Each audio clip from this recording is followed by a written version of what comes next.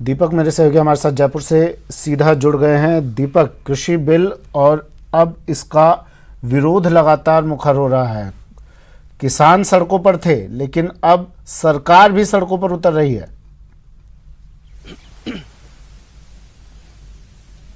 देखिए बिल्कुल सुमित, अभी तक इसका लगातार विरोध देखने को मिल ही रहा था और अब इस विरोध में यहाँ पर राजस्थान में कांग्रेस जो एक तरीके से अभी तक बयानों के जरिए विरोध दर्ज कराई रही थी, अब उसने यहाँ पर धरने के जरिए विरोध दर्ज कराने की मानस बना लिया और यही वजह कि आज 11 बजे से लेकर दोपहर तक जो धरना है वो यहाँ पर दिया जाएगा। खास बात यह कि सरकार और संगठन दोनों का ये धरना है। जिस तरीके से जो कांग्रेस के नेता है वो तो इसमें शामिल होंगे ही, साथ साथ जो सरकार में जिम्मेदारी संभालने वाले लोग हैं या सरकार को समर्थन देने वाले विधायक हैं, उन तमाम लोगों को भी इसमें बुलाया गया है। सुबह 11 बजे से ही धरना यहाँ पर शुरू हो जाएगा। खास बात यह कि मुख्यमंत्री अशोक गहलोत भी इसमें शामिल होंगे। इसके अलावा पीसीसी चीफ गोविंद सिंह डोटासरा, पूर्व पीसीसी चीफ सचिन पायलट समेत तमाम जो नेता हैं, जो विधायक हैं, वो इसमें आएंगे, मंत्री इसमें आएंगे और जिन विधायकों ने कांग्रेस को समर्थन दिया है सरकार के अंदर, उन लोगों को भी यहाँ पर बुलाया गया है। जैसा मुख्य सचेतक ने बाकायदा पत्र भी इसके लिए लिखा है तमाम विधायकों को। और तैयारियों की यदि बात करें तो मैं आपको यहाँ पर तैयारियां जो है वो यहाँ पर दिखा दूं कि अभी जो तैयारियों को अंतिम रूप देने की कोशिश जो है वो इस धरने के लिए दी जा रही है। यहाँ पर ये यहाँ पर शहीद स्मारक है जयपुर का, गवर्नमेंट हॉस्टल के पास चौराहे पर, और यहाँ पर जो तैयारियां उसे अभी अंतिम रूप यहाँ पर दिया जा रहा है, जिससे कि जब 11 बजे धरना यहाँ पर शुरू हो तो एक तरीके से व्यवस्थाएं चाक चौबंद रहे। बाकायदा पुलिस के जो जवान है वो भी यहाँ पर आसपास तैनात है, पुलिस के अधिकारी भी तैनात है। चूंकि मुख्यमंत्री का खुद का यहाँ पर आने का कार्यक्रम है, तो ऐसे में प्रोटोकॉल के तहत यहाँ पर सुरक्षा व्यवस्था भी चाक चौबंद यहाँ पर की गई है। दीपक, एक बार अगर आप तस्वीरें दिखा सकें और कौन कौन लोग यहाँ पर पहुंचने वाले हैं, कितनी देर बाद 11 बजे से ये धरना शुरू होगा। 1 घंटे का तकरीबन 55 मिनट का वक्त अब रह गया है। तैयारियां मुकम्मल हो चुकी होगी। तस्वीरें एक बार दिखा दीजिए, और अगर कुछ लोग यहाँ पहुंचे हों सरकार की तरफ से, संगठन की तरफ से, उनसे अगर बात हो सके।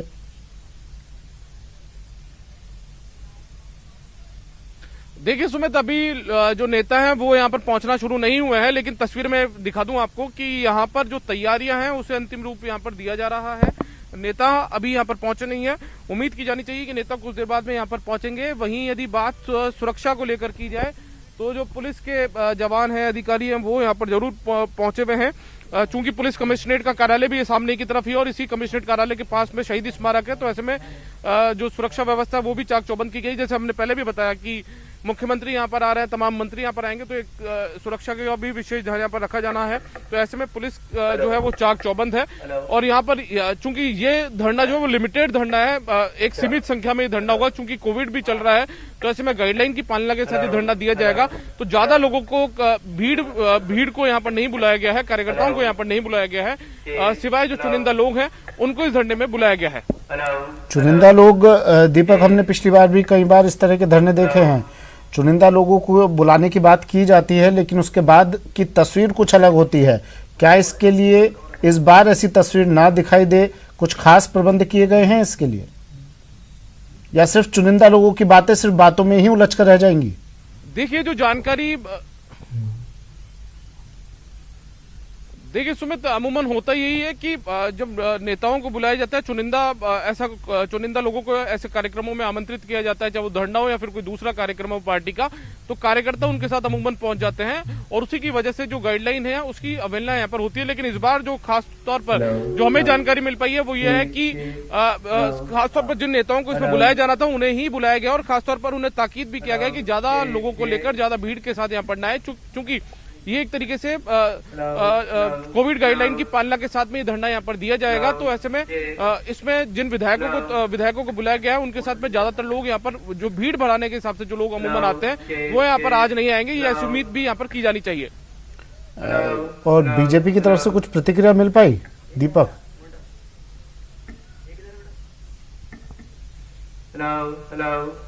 देखिए अभी इस धरने को लेकर, आज के धरने को लेकर बीजेपी की तरफ से कोई प्रतिक्रिया सामने नहीं आई है। चूंकि धरना हो जाएगा उसके बाद में बीजेपी के नेता भी लगातार बयान यहाँ पर देंगे इस धरने को लेकर, लेकिन बीजेपी लगातार इस पूरे मामले को लेकर केंद्र सरकार के पक्ष में नजर आ रही है।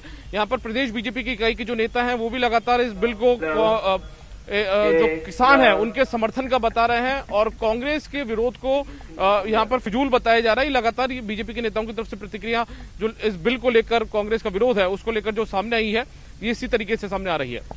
चलिए, शुक्रिया दीपक। तमाम जानकारी के लिए अपडेट आपसे हम लेते रहेंगे। वक्त 50 मिनट का रह गया है इस धरने के शुरू होने में। कोरोना गाइडलाइन को मद्देनजर रखते हुए ये धरना किया जाएगा, इसलिए चुनिंदा लोगों को यहाँ बुलाया गया है। मुख्यमंत्री अशोक गहलोत भी यहाँ मौजूद रहेंगे, तो उम्मीद की जानी चाहिए ये चुनिंदा लोगों की बातें सिर्फ बातें ही ना रहे। बढ़ते हैं अगली खबर की ओर। कांग्रेस की डिनर डिप्लोमेसी। कांग्रेस की डिनर डिप्लोमेसी की बात कर लेते हैं। कांग्रेस विधायकों की बैठक और डिनर आज शाम 7 बजे सीएमआर में बैठक होगी और इसके बाद डिनर में समर्थित विधायकों को भी बुलाया गया है। देश बचाओ किसान बचाओ अभियान पर डिनर के साथ चर्चा होगी। रात के खाने पर चर्चा होगी, किसानों की बात होगी, विधायकों को अभियान की जिम्मेदारी दी जाएगी। देश बचाओ और किसान बचाओ, इस पर चर्चा करने के लिए कांग्रेस के विधायक आज मीटिंग करेंगे, बैठक करेंगे, रात का खाना साथ करेंगे और डिनर पर चर्चा भी करेंगे। डिनर डिप्लोमेसी कांग्रेस की 7 बजे सीएमआर में बैठक होनी है और उसके बाद डिनर का कार्यक्रम है। समर्थित विधायकों को भी बुलाया गया है। किसान बचाओ देश बचाओ अभियान पर चर्चा। इस अभियान की जिम्मेदारी विधायकों को दी जाएगी।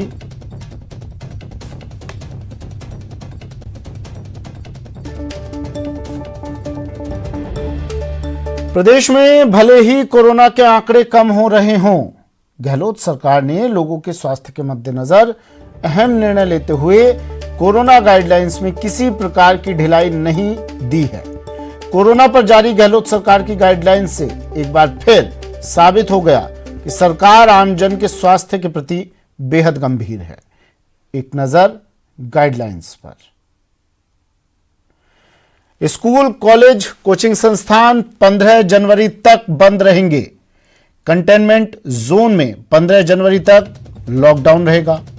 13 जिलों में रात्रिकालीन कर्फ्यू। सिनेमा हॉल, मनोरंजन पार्क 15 जनवरी तक बंद रहेंगे। धार्मिक आयोजनों के लिए एकत्रित होने की अनुमति नहीं मिलेगी। विवाह स्थल पर अतिथियों की संख्या 100 से ज्यादा नहीं होगी। अंत्येष्टि में 20 से ज्यादा व्यक्ति शामिल नहीं हो सकते। 9वीं से 12वीं के छात्रों के लिए विद्यालय आकर मार्गदर्शन लेने की अनुमति होगी। जुर्माने का प्रावधान पहले की तरह ही प्रभावी रहेगा। नो मास्क नो एंट्री में किसी प्रकार की ढिलाई नहीं दी जाएगी।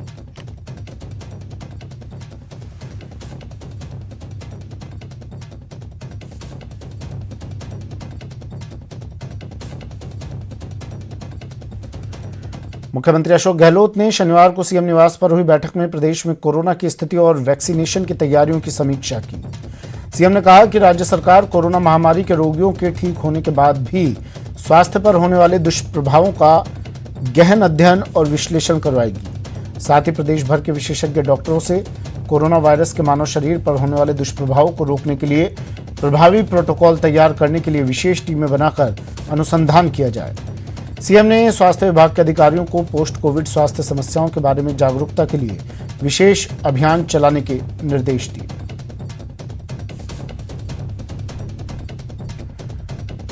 क्या कुछ कहा मुख्यमंत्री ने, ग्राफिक्स के जरिए आपको बता रहे हैं। पोस्ट कोविड समस्याओं पर विशेष अध्ययन किया जाएगा। फेफड़ों, दिमाग में संक्रमण, हृदय रोग जैसे लक्षण चिंता का विषय है, ये कहा मुख्यमंत्री ने। आमजन के बीच पोस्ट कोविड समस्याओं का प्रचार करें। प्रदेश में वैक्सीनेशन के ड्राई रन की सफलता सुखद है। स्वास्थ्य मित्रों से डॉक्टर्स सहयोग लेंगे।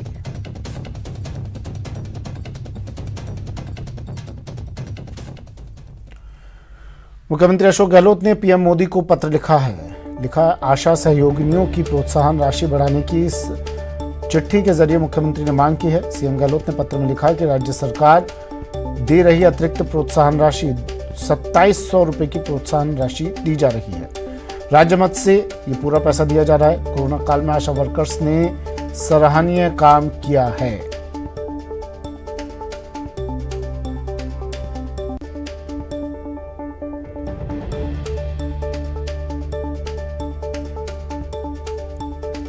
प्रधानमंत्री नरेंद्र मोदी को पत्र लिखा है। मुख्यमंत्री अशोक गहलोत ने प्रोत्साहन राशि बढ़ाने की मांग की है।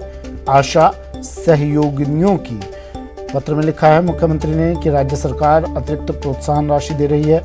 आशा सहयोगिनियों को 2700 रुपए की ये प्रोत्साहन राशि दी जा रही है और ये पूरा पैसा राज्य मद से दिया जा रहा है। कोरोना काल में आशा वर्कर्स ने बेहतरीन काम किया है। मुख्यमंत्री ने तमाम बातें प्रधानमंत्री को एक चिट्ठी के जरिए लिखकर अवगत कराया और आशा सहयोगिनियों की प्रोत्साहन राशि बढ़ाने की मांग की।